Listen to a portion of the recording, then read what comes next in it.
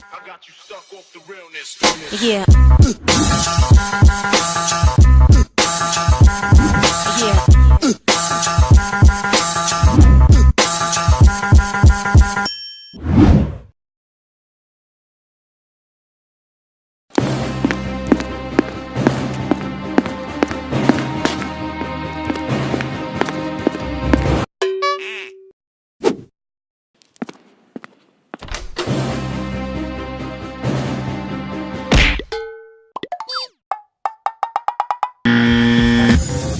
ท่านฮู้บ่ว่าถ้าเฮาเข้าห้องน้ำแล้วกดน้ำ2 ครั้งก่อนและหลังทำธุระส่วนตัวจะเฮ็ดให้เสียน้ำไป8 ลิตรฉะนั้นเฮาควรช่วยกันประหยัดและหลีกเลี่ยงการนำใช้โถส้วมถ้าบ่จำเป็น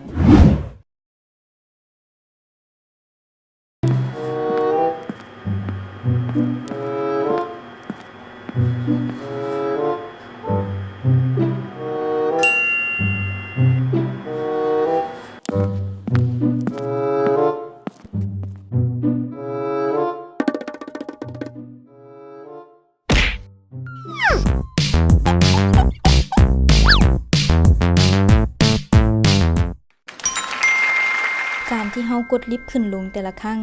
ต้องคิดเสมอว่าพลังงานที่ใช้ไปหลายเท่าใดและจะเสียเงินไปอยู่ประมาณ 2,500 กีบต่อครั้งถ้าหากว่าท่านจะใช้ลิฟต์ก็ควรขึ้นพร้อมกันหลายๆคน